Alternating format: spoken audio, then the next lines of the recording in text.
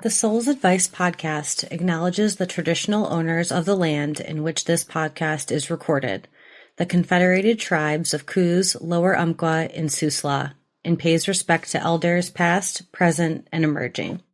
Hello, welcome to the Soul's Advice podcast, a place where you are seen and heard on a soul level. I'm Kristen Nilsson, and I will be your guide. Through channeled teachings, spiritual wisdom, and practical advice, you'll strengthen your connection to your soul's essence while remembering that you are here not to fulfill a human agenda, but a cosmic one. Thank you so much for being here. Let's dive in. Hello and welcome to episode 10. Thanks so much for being here. In today's episode, we're going to be talking about how to alchemize your broken heart. Broken hearts. I'm sure we've all had them in many different shapes, forms, capacities over our lifetimes.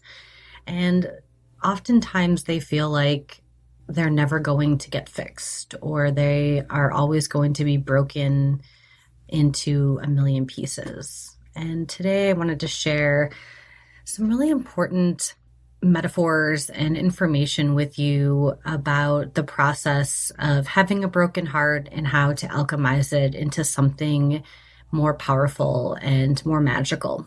This stems from a couple of different images that I've received. And the first one was in a client session where I saw an image of a human heart that was broken into what looked like a million pieces lying on the ground.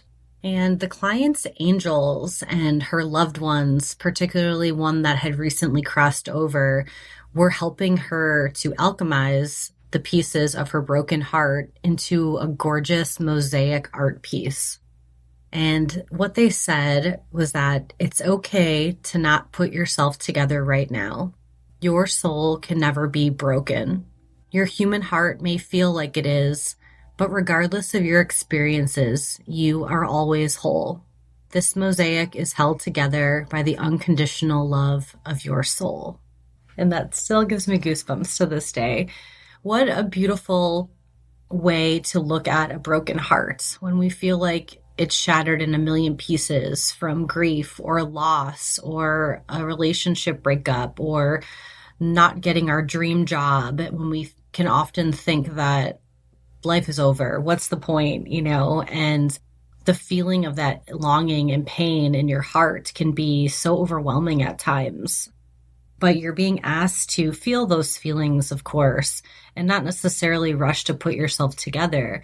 But remember that you are always whole, that one person, one job, one circumstance, one situation is not going to break you. You are always whole.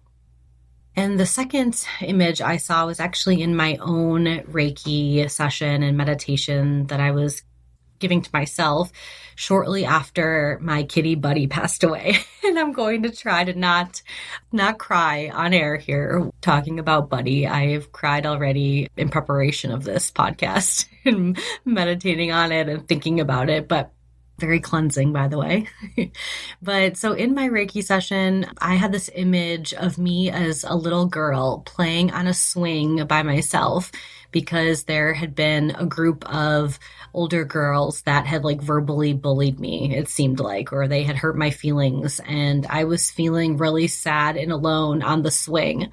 I was crying in the meditation or in that meditative state, but I also had tears in waking life, which was kind of interesting to be straddling those two kind of realms and brainwave states. But in this vision, Buddy jumped on my lap and started purring.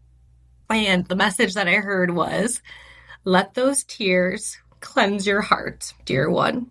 Your spirit can never be broken. And that was so comforting at the time. And reflecting on it now, tears are cleansing, and tears are that natural byproduct of a broken heart, but they allow us to feel our emotions and release any built up tension in our body. And in my opinion, crying is essential to process and resolve grief or a broken heart. There's nothing weak about crying or not masculine. If you're a crier, it's not a sign of weakness to show emotion. It's just our indication that we are human and that we're actually feeling things. And that's the point of being on Earth, after all, is to really feel. I really loved something I read years ago by Dr. Judith Orloff about the health benefits of emotional tears. There are several different kinds of tears. Obviously, our tears protect our eyes from bacteria and all the things, but emotional tears have special health benefits. And I guess there is a tear expert, Dr. William Frey at the Ramsey Medical Center in Minneapolis, that discovered that emotional tears contain stress hormones, which get excreted from the body through crying.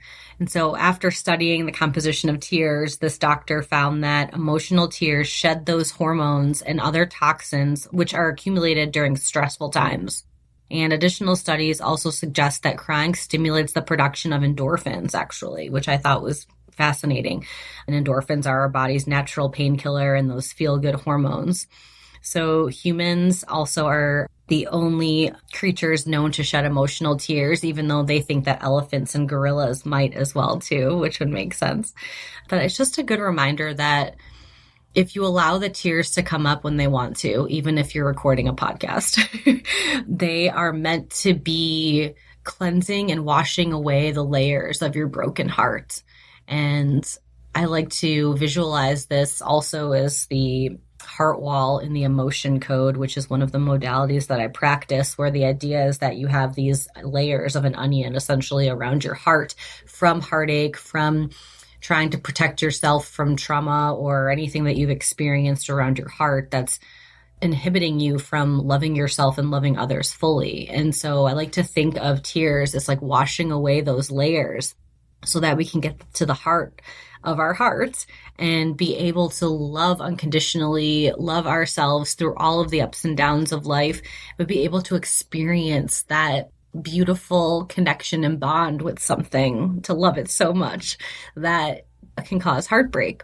And when I think about Buddy and, longing for him, obviously, in waking life, but I think about our 11 plus years together in this life, and we've been together in other lifetimes as well.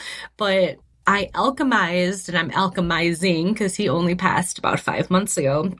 I alchemized this heartbreak by turning that loss into motivation to work on the projects that I've been putting off and channeling that energy into something that fills my heart as my heart was breaking. So this podcast, for example, I've been wanting to do this for years, and that really gave me the motivation to go for it. And every time I meditate before an episode, Buddy's always there, giving me some insights and advice. I recently published my first insight timer meditation on that app, and that's been something on my list as well. I'm starting to work on a book idea that I've had for over 6 years. And so I'm really thankful that it's, I can channel this grief and sadness and heartbreak into something that can maybe help others. And it's by way of honoring him too. He gave me so much unconditional love for those 11 years here and those other lifetimes.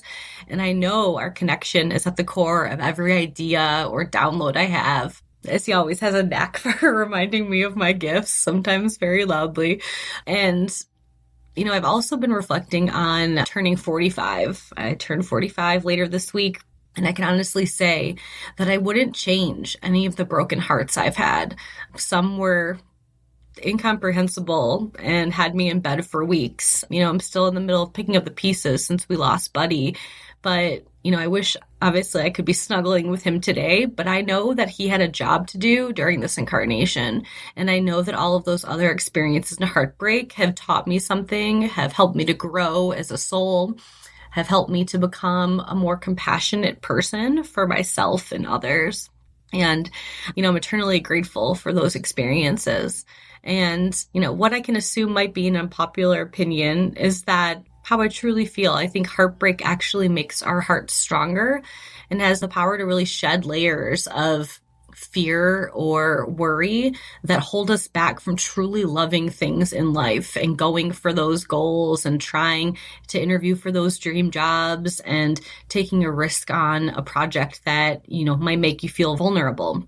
it's a way that we can shed those layers so we can hopefully, move forward without worry or ego. And heartbreak actually shows us what's possible because it usually hits us at the most unopportune time, maybe when we least expect it. But then when we can get onto the other side, we can realize how resilient we are and how strong we are and how capable we are of actually loving something and being so passionate about something. I think that's a really beautiful thing. And I wanted to talk about how the concept of how broken hearts do not equal a broken person. And I'm sure you've heard of that Japanese art form of repairing broken pottery. I think it's called kintsugi, which essentially pottery that's broken, they repair and glue it back together with like a gold joinery or like gold adhesive so that instead of hiding the cracks, they highlight those golden seams, and it's part of the art piece of putting it back together. So it really treats something that's damaged as part of an object's unique history and beauty rather than like its flaw. And I like to think of that as honoring, any emotional scars that you have gathered over the years or those emotional battle wounds that you've been holding. They're almost a badge of honor if you can transmute them and alchemize them into something beautiful. And I wanted to share with you a poem that's always resonated with me by Rumi. And it's, really hits home when it comes to heartbreak. I said, "What about my heart?" He said, "Tell me what you hold inside of it." I said, "Pain and sorrow." He said, "Stay with it. The wound is the place where the light enters you." And I always say this, there is no such thing as light without darkness and vice versa. That's the dichotomy of life. That is the polarity of our experiences. And, we can feel sadness and heartbreak, but also feel joy and gratitude. And if we don't ever allow that light to enter in where there might be darkness inside of us, we'll never be able to overcome it. We'll never be able to get to our true potential, get on that path that we came here to really experience. And so I encourage you and invite you to alchemize your broken heart by channeling that pain into creating something. To alchemize something in its truest form is to transform something difficult in life into wisdom or something magical. I don't think Merriam-Webster would say exactly that, but that's my interpretation. This is one of the reasons why I was drawn to and called to name my business The Violet Flame, because the chamber of the violet flame is said to turn all that is leaden into gold. It alchemizes pain into love. And there's just something so powerful about knowing that we all have the ability to alchemize our experiences. We all have a choice. We can allow pain, heartache to bring us down and override all of the goodness in our lives, or we can choose to see that, yes, we are human and we can feel that and experience that, but also it's making us a stronger person. So like I said, the invitation is to alchemize your broken heart by channeling that pain into creating your own form of art. And I'm not just talking about crafts or, painting or poetry, but allow it to guide you without consequences or results and needing to be productive with it, but allow that pain and heartbreak to alchemize into something that inspires you and brings you joy. It really helps memorialize and encourages gratitude for how the experiences have shaped you as a human. And I'll leave you with this. I believe that it's an honor of a lifetime to have experienced, all right, a love so great and a bond so strong that causes us to feel such loss. It really increases our capacity to be vulnerable, gives us permission to let our guard down, and it really invites us to love even more honestly, openly, and deeper as these experiences have really imprinted on our hearts and souls. And you're never broken. Please remember that. That's all I have for you today. Thank you for bearing with me through that. I'm going to have a good cry now. I appreciate you listening, and thank you for liking, sharing, subscribing, all the things. Please share with someone that has been going through a heartbreak of their own. I hope this helps them, and I hope it's helped you as well. And I'll see you next time. Take good care.